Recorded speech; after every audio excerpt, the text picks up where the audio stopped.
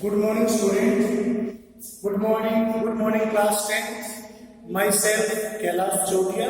मेरा नाम कैलाश चोटिया है और मैं जो रतनगढ़ का सबसे अच्छा स्कूल है Shri Raghunath senior secondary school, उसमें जो हमारी ऑनलाइन क्लासेस चल रही है उसमें कक्षा 10 में सामाजिक विज्ञान पढ़ा रहा हूँ, सामाजिक विज्ञान का अध्ययन करा रहा हूँ. हमारा जो पहला अध्याय है स्वर्णिम भारत, उसमें हम प्रारंभ से लेकर 1206 तक के काल के बारे में पढ़ रहे हैं. हमने महाजनपद का, मौर्य वंश, गुप्त वंश, वर्धन वंश, इसके अलावा गुर्जर प्रतिहार, राष्ट्रकूट, पाल, इनके बारे में हमने पढ़ा. अब हम चोलों के इतिहास के बारे में पढ़ेंगे. कल हमने चोलों के बारे में पढ़ा था. चोल कालीन स्थानीय स्वशासन कैसा था, चोल कालीन जो राजा थे उन्होंने कितनी सांस्कृतिक उपलब्धियां हासिल की, इनके बारे में हमने पढ़ा था. आज हम चोल कला और चोल समाज के बारे में पढ़ेंगे, लेकिन उससे पढ़ने से पहले हम चोल वंश के बारे में थोड़ा प्रकाश डालेंगे कि चोल वंश का जो इतिहास रहा है वो कैसा रहा था. आपको पता है दक्षिण भारत में 3 प्रसिद्ध राजवंश रहे थे, चोल, पांड्य और चेर, जिनका अधिकार क्षेत्र मैसूर, कुर्ग, मद्रास के अंतर्गत आंध्र प्रदेश और तमिलनाडु दोनों शामिल थे. इसके अलावा चेर, पांड्य जैसे क्षेत्र थे जिसमें केरल का क्षेत्र क्या जाता है, ये क्षेत्र भी संपूर्ण दक्षिणापथ कहलाता था. तो यहाँ पर लगभग 8वीं शताब्दी से लेकर 11वीं शताब्दी तक 3 शक्तियां थी, चेर थे, चोल थे और पांड्य थे. तो हम चोलों के इतिहास के बारे में हम पढ़ रहे हैं. चोलों के इतिहास के बारे में हम अध्ययन कर रहे हैं कि चोलों का शासन है, वो इतिहास है, वो कैसा रहा, चोलों ने किस प्रकार शासन किया. अशोक के अभिलेखों में जो चोल वंश के शासक थे उनको स्वतंत्र शासक के रूप में दिखाया गया है. अशोक के जितने भी अभिलेख, शिलालेख, गुहा अभिलेख मिले हैं उसमें चोलों को एक स्वतंत्र शासक के रूप में, चोल, चेर और पांड्य को एक स्वतंत्र शासक के रूप में दिखाया गया है. इससे पता चलता है कि जो चोल शासक थे या जो चोल शासन था वो अति प्राचीन था. अशोक के काल में भी चोल शासन मौजूद था. इससे पता चलता है कि ये जो शासन था वो अत्यंत प्राचीन था, अत्यंत कुशल था, अत्यंत समृद्ध था. लेकिन इसकी समृद्धता अधिकतर हमें 8वीं से लगभग 11वीं शताब्दी में मिलती है. चोल कालीन जो राजा थे उन्होंने तमिल भाषा, तमिल संस्कृति और संस्कृत को केंद्रीय महत्व प्रदान किया. तमिल के बारे में कहा जाता है कि तमिल की उत्पत्ति भगवान शिव के कहने पर अगस्त्य मुनि ने की थी. अगस्त्य मुनि को भगवान शिव का औरस पुत्र कहा जाता है. तो अगस्त्य ऋषि से तमिल भाषा का ज्ञान था. अगस्त्य ऋषि ने भगवान शिव से प्राप्त किया था. भगवान शिव से उन्हें तमिल भाषा का ज्ञान मिला था. भगवान शिव ने उन्हें तमिल भाषा लिखने के लिए प्रेरित किया था, जिसके बाद अगस्त्य ऋषि ने ताम्रपत्रों या ताड़पत्रों पर थे उन पर तमिल भाषा की रचना की. तो यही तमिल चोलों के काल में केंद्रीय भाषा बन गई थी. चोलों ने तमिल को केंद्रीय महत्व प्रदान किया था. चोल राज्य के निवासी थे, वो तमिल भाषी थे. उन्होंने तमिल भाषा में उच्च कोटि के साहित्य को प्रोत्साहन दिया. तिरुवल्लुवर द्वारा जो रचित पूरन ग्रंथ, वो संस्कृत तमिल भाषा का, संस्कृत के अलावा तमिल भाषा का सबसे अच्छा उदाहरण माना जाता है. साहित्य की दृष्टि से तिरुवल्लुवर द्वारा जो रचित पुरुल ग्रंथ है उसे तमिल भाषा का संस्कृत के समान महत्वपूर्ण स्थान दिया गया है। संस्कृत के समान ही तमिल भाषा को केंद्रीय महत्व दिया गया है। तो तिरुवल्लुवर नामक जो कवि था, उन्होंने जो कुरल नामक ग्रंथ लिखा था, उसमें उन्होंने तमिल भाषा को अत्यंत प्रसिद्धि प्रदान की, तमिल भाषा को केंद्रीय महत्व प्रदान किया, तमिल भाषा को उन्होंने प्रसिद्धि के रूप में ग्रहण किया। इसके अतिरिक्त संगम साहित्य में भी तमिलों का इतिहास है वो दिखाई देता है। संगम साहित्य में भी हमें तमिलों के बारे में जानकारी मिलती है। लगभग 100 ईस्वी के आसपास करिकाल नामक एक चोल राजा हुआ था। करिकाल था वो एक प्रसिद्ध चोल राजा था। करिकाल है वो उसने 100 ईस्वी के आसपास 100 ईस्वी के आसपास शासन किया था। वो चोल वंश का एक प्रसिद्ध राजा हुआ। उसने पुहार नगर की नींव डाली थी। उसने पुहार या पुगार नगर की नींव डाली। उसने सिंहल से युद्ध किया। उसने सिंहल या श्रीलंका से भी युद्ध किया था, और जीतने के बाद जो सिंहल से उसे युद्ध में जो शरणार्थी मिले थे, युद्ध के बाद उसने जो युद्ध बंदी थे उनसे कावेरी नदी के किनारे पर 100 मील लंबे एक बांध का निर्माण भी उसने उन युद्ध बंदियों से करवाया था। तो जो करिकाल था उसका शासन 100 ईस्वी के आसपास रहा। करिकाल ने सिंघल द्वीप जीता था। करिकाल में पुहार या पुगार नगर की नींव डाली थी। इसके अतिरिक्त जो करिकाल था उसने श्रीलंका या सिंघल द्वीप को विजय किया था, और वहां के युद्ध बंदियों से कावेरी नदी के किनारे 100 मील लंबे बांध का निर्माण करवाया था। 100 मील लंबे बांध का उसने निर्माण कराया था। वह चोलों की राजधानी उरियूर से कावेरी पत्तनम ले गया। उरियूर थी वो चोलों की प्रारंभिक राजधानी थी।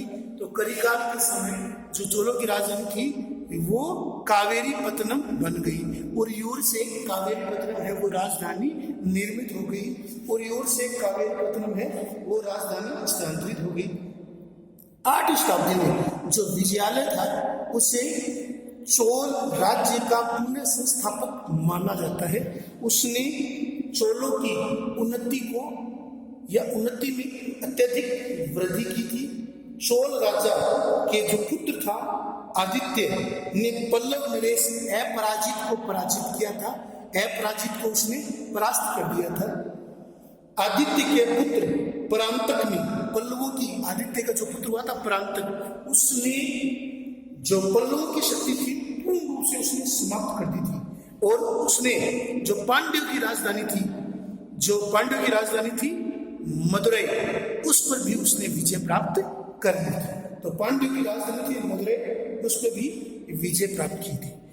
इसके बाद जो प्रमुख महान चोल राजा हुआ था उसका नाम राजराज प्रथम था या राजराजा प्रथम था। राजराजा प्रथम था। वो चोल काल का महानतम राजाओं में से गिना जाता है। उसने संपूर्ण मद्रास, मैसूर, कुर्ग और सिंघल द्वीप जिसे हम श्रीलंका कहते हैं उस पर उसने विजय प्राप्त की थी। उसने अपनी राजधानी तंजौर में भगवान शिव का एक भव्य मंदिर बनाया था, और उसने अपनी राजधानी तंजौर को अत्यंत विशालकाय मंदिरों से सुसज्जित करवाया था।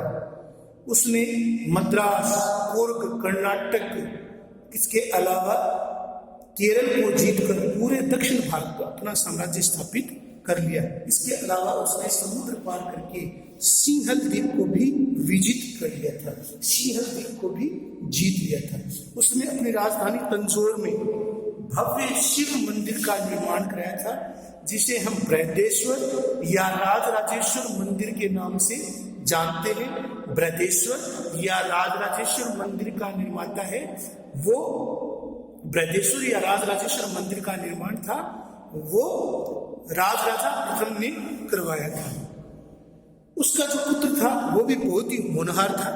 राजराज प्रथम का शासनकाल है वो 985 से लेकर 1013 तक माना जाता है। उसका जो पुत्र था वो भी बहुत महानतम राजवंशी था।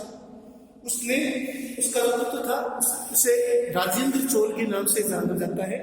उसका शासनकाल 1016 से 1044 तक रहा था। राजेंद्र चोल प्रथम ने एक शक्तिशाली नौसेना बनाई। एक शक्तिशाली नौसेना बनाकर उसने समुद्र पार के कई द्वीपों पर मलाया, सुमात्रा, बोर्नियो, इसके अलावा अंडमान निकोबार द्वीप समूह, श्रीलंका, सिंघल द्वीप, मलाया, लक्षद्वीप और मालदीव जैसे द्वीपों को भी उसने जीता था। उसके काल में ऐसा कहा जाता है कि जो संपूर्ण बंगाल की खाड़ी थी वो चोल झील में बदल गई थी। उसमें पेगु, मर्तबान, अंडमान निकोबार द्वीप समूह को भी जीत लिया था। उसकी सेना थी वो बंगाल तक पहुंच गई थी। उसने बंगाल और बिहार के शासक थे महिपाल से युद्ध लड़ा था। उसकी सेनाएं कलिंग को पार करते हुए उड़ीसा, दक्षिण कोसल, बंगाल, मगध होती हुई गंगा नदी के तट तक पहुंच गई थी। गंगा नदी के क्षेत्रों तक उसकी सेनाएं पहुंच चुकी थी। उसने गंगा को जीतने के उपलक्ष्य में गंगे कोंड चोल की उपाधि धारण की थी। वह गंगा नदी के जल को कलशों में भरकर अपने साथ ले आया और गंगे कोंड चोलपुरम के नाम से एक नए नगर की नींव डाली और गंगे कोंड चोलपुरम के नाम से एक शिव मंदिर का निर्माण उसने करवाया था।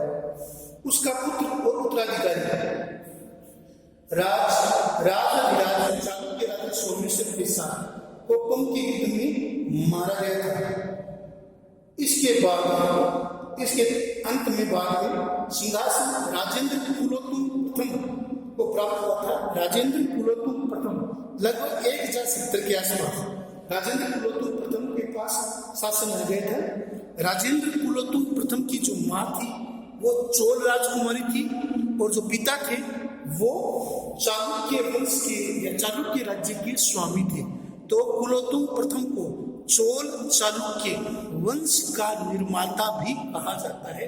कुलोत्तुंग प्रथम जो 1070 के आसपास राजा बना था उसने एक नए वंश की नींव डाली जिसे चोल चालुक्य वंश भी कहते हैं। उसकी जो माता थी वो चोल वंश की राजकुमारी थी जबकि जो पिता थे वो चालुक्य वंश के स्वामी थे। तो उसने चोल चालुक्य को मिलाकर चोल चालुक्य वंश की नींव डाली थी और उसने 40 वर्षों तक शासन किया था। चोलों का प्रशासन था वो ग्राम पंचायती प्रणाली पर आधारित था। प्रशासन की सुविधा की दृष्टि से संपूर्ण चोल राज्य 6 प्रांतों में बटा हुआ था। ये सबसे बहुत महत्वपूर्ण, इसको ध्यान से देखना। चोल प्रशासन बहुत ही महत्वपूर्ण है। चोल स्थानीय स्वशासन और अधिक महत्वपूर्ण है जो हमें आधुनिक स्थानीय प्रशासन की नींव देखने को मिलती है। इस नींव पर पत्थर रखने का काम चोल वंश ने किया था। चोल काल में हमारे देश में केंद्रीय व्यवस्था की तरह केंद्रीय व्यवस्था की प्रांत थे, जिले थे। इसके अलावा जो नगर पालिकाएं थी, इसके अलावा पंचायतें थी, सबसे छोटी इकाई गांव थी। चोल काल में संपूर्ण चोल राज्य को प्रांतों में बांटा गया था। चोल काल में प्रांतों को मंडलम कहा जाता था। चोल काल में प्रांतों को मंडलम कहते थे। चोल राज्य में 6 राज्य का बंटा हुआ था, इसे मंडलम कहते थे। मंडलम को कोट्टयम, कोट्टयम को नाडु, नाडु को कुर्रम और कुर्रम को ग्राम में बांटा गया था। जिस प्रकार केंद्र के बाद में प्रांत, प्रांत के बाद में जिला, जिला के बाद में तहसील, तहसील के बाद में नगर पालिका और नगर पालिका से छोटा गांव होता है। उसी प्रकार चोल काल में मंडलम, मंडलम से छोटा कोट्टयम, कोट्टयम से छोटा कुर्रम, कुर्रम से छोटा कोट्टयम से छोटा नाडु, नाडु से छोटा कुर्रम और कुर्रम से छोटा गांव। तो मंडलम, मंडलम से छोटा कोट्टयम, कोट्टयम से छोटा नाडु, नाडु से छोटा कुर्रम और कुर्रम से छोटे ग्राम।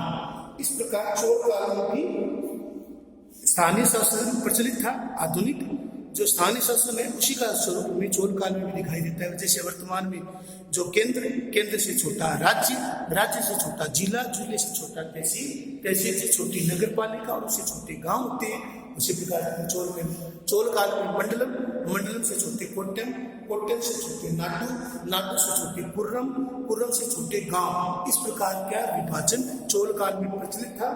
चोल काल में जो नाटु की सभा थी उसे नाट्या और नगरों की सभा को नगरस्तार कहा जाता था। गांव के प्रतिनिधि थे वो निर्वाचित होते थे। प्रत्येक मंडलम था वो स्वतंत्र था, स्वायत्त था। जैसे स्थानीय शासन वर्तमान में प्रचलित है उसी प्रकार का स्थानीय शासन है वो चोल काल में प्रचलित था। तो स्थानीय शासन, ध्यान से बच्चों सुनना है, स्थानीय शासन चोल काल की महत्वपूर्ण विशेषता मानी जाती है। लेकिन राजा को नियंत्रण करने के लिए कोई केंद्रीय संस्था नहीं थी। उस समय भूमि की उपज का 1/6 भाग, भूमि की कुल उपज का 1/6 भाग था वो राजस्व के रूप में वसूला जाता था। भूमि का 1/6 भाग है वो राजस्व के रूप में लिया जाता था।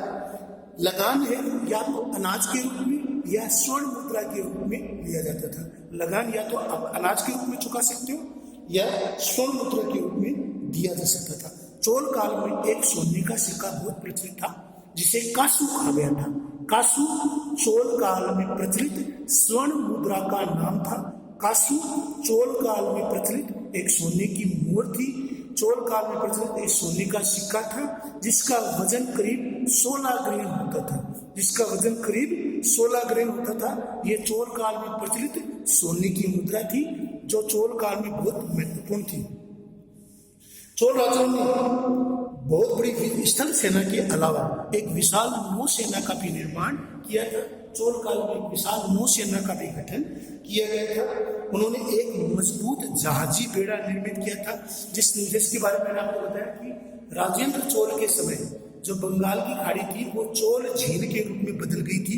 इतने नावें और इतने जहाज थे वो बनाए गए थे जिसके कारण पूरी बंगाल की खाड़ी है वो चोल झील के रूप में परिवर्तित हो गई थी। चोल राजाओं ने सिंचाई के लिए बड़ी बड़ी योजनाएं बनाई थी। इस प्रकार चोल राजाओं के बारे में हमने देखा है। चोल राजा के महान थे, स्थानीय शासन कितना प्रचलित था। तो फिर कह रहा हूँ बच्चों, स्थानीय स्वशासन वाला वो प्रश्न है जो मैंने जैसे बताया, मंडलम, कोट्टम, नाडु, कुर्रम, नगरस्तार बहुत महत्वपूर्ण है। उसको आपको याद करना है, रटना है, उसको अच्छे से ध्यान से समझना है और इसको लिखना भी। आज हम जो समझने वाले हैं वो चोल कला। चोलों के काल में स्थापत्य कला बहुत अधिक प्रसिद्ध थी। चोलों ने मंदिर निर्माण के लिए द्रविड़ शैली को अपनाया था। चोलों के काल में द्रविड़ शैली थी वो अपनी प्रकाष्ठा पर पहुंच गई थी। मंदिरों की चारों ओर झांकती हुई मूर्तियां अत्यंत कलात्मक और सजीव थी। मूर्तियां थी वो अत्यंत सुसज्जित थी। इसके अलावा विमानम, इसके अलावा गर्भगृह, शिखरम, प्रवेश द्वार, सभा मंडप, गोपुरम, कलापूर्ण स्तंभ, वृहद सदन, सजावट के लिए पारंपरिक सिंह, जो सजावट के लिए जो सिंह थे वो चोल काल के स्थापत्य कला की महत्वपूर्ण विशेषता थी। ब्रैकेट तथा संयुक्त स्तंभ आदि का होना उसकी महत्वपूर्ण विशेषता थी। गोपुरम, कलापूर्ण स्तंभ से युक्त वृहद सदन, सजावट के लिए पारंपरिक सिंह, ब्रैकेट तथा संयुक्त स्तंभों का आदि का होना उस समय चोल कला की एक महत्वपूर्ण विशेषता थी। तो चोलों ने के समय स्थापत्य कला को आगे बढ़ाया।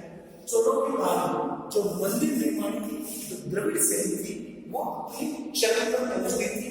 मंदिर में हमें मुख्य रूप से जो राजराजा प्रथम के द्वारा बनाया गया वृहदेश्वर या राजराजेश्वर मंदिर है। इसके अलावा गंगेकोंड चोलपुरम मंदिर है। इसके अलावा हमें तंजौर में भी कई भव्य शिव मंदिर मिलते हैं। चोल शासक थे वो शैव धर्म उपासक थे। उन्होंने भगवान शिव को अपना आराध्य माना था। चोल काल के मंदिरों में जो मूर्तियां थी वो अत्यंत अलंकृत थी, अत्यंत परिष्कृत थी, अत्यंत सजीव थी। पूरे शिखरम को मंदिरों से सुसज्जित किया जाता था।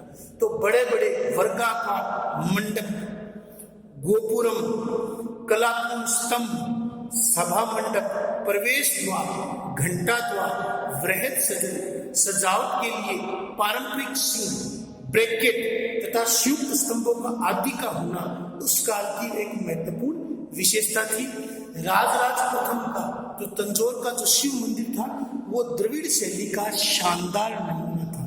राजराज प्रथम का जो तंजौर का जो शिव मंदिर था वो द्रविड़ शैली का एक शानदार नमूना माना जाता है। राजराजेश्वर ने या राजराज प्रथम ने तंजौर में भव्य शिव मंदिर का निर्माण कराया था। ये जो शिव मंदिर था वो अत्यंत अलंकृत और एक पूरी पहाड़ी को काटकर बनाया गया था, जिसमें मंडप, गोपुरम, वर्गाकार विमान, स्तंभ, सजावट के लिए पारंपरिक सिंह, ब्रैकेट और संयुक्त स्तंभों का होना पाया गया था। तो तंजौर का जो शिव मंदिर था वो द्रविड़ शैली का शानदार नमूना था। द्रविड़ शैली में इसे अलंकृत किया गया था। दक्षिण भारत में जो नहरों की प्रणाली थी वो भी चोलों की देन मानी जाती है। दक्षिण भारत में जो नहरों का विकास था वो भी चोलों के काल में ही विकसित हुआ था। चोल मंदिरों में भी चिदंबरम और तंजौर के जो मंदिर थे वो सबसे बढ़िया थे।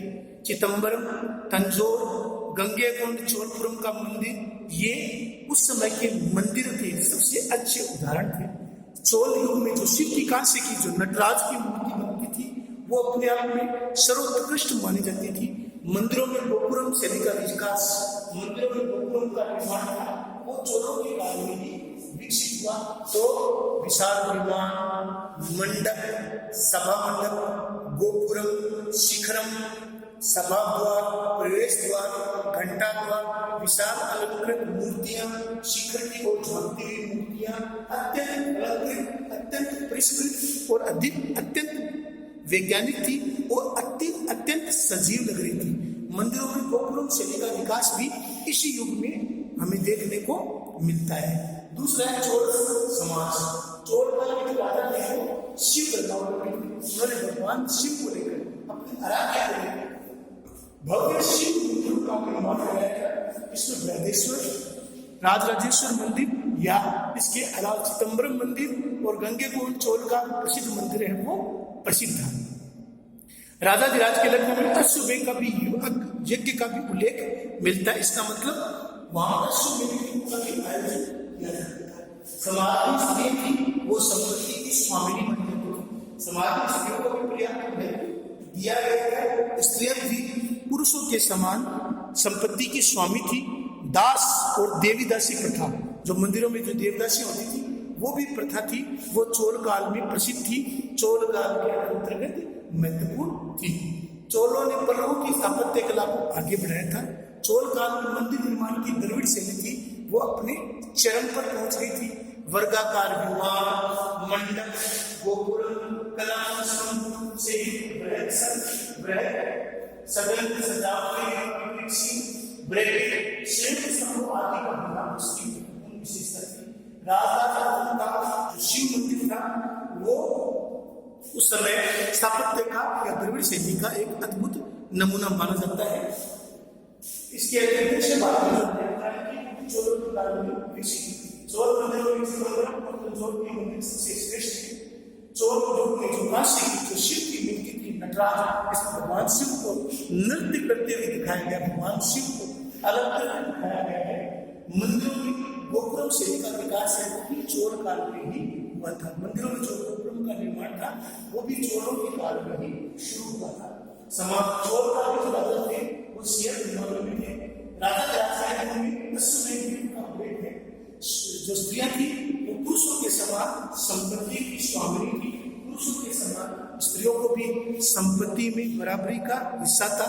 स्त्रियां भी संपत्ति में बराबरी के हिस्सेदार बन जाती थी।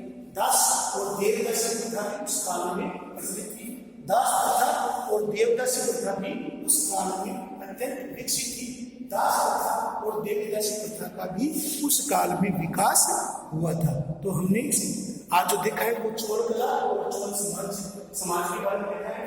चोलों की स्थापत्य कला की द्रविड़ शैली थी। विशाल मंदिर थे, विशाल विमान थे, गोपुरम थे, कला स्तंभ थे, महल शैली थे, पारंपरिक सिंह, ब्रैकेट स्तंभ थे। तंजौर का शिव मंदिर, नहर प्रणाली, चिदंबरम और तंजौर के मंदिर, चोल काल में शिव की नटराज की प्रसिद्ध मूर्ति, मंदिरों में गोपुरम का निर्माण, इसके अलावा समाज में स्त्रियों का महत्व, अश्वमेध का चर्चा, राजदास देवदास कथा भी चोल काल में लिखी हुई थी। मैं बीच में से हटता हूँ, इसको आप जूम कर लें। जूम करने के बाद आपको अच्छे से दिखाई देगा। इसके अलावा यदि किसी के पास ब्लूटूथ है और आवाज़ अच्छी से सुनाई नहीं दे रही है तो ब्लूटूथ का भी प्रयोग करके सुन सकता है। इसको आपको लिखना है, याद करना है। चोलकालीन कला, चोलकालीन समाज, इसको लिखना है, याद करना है। धन्यवाद।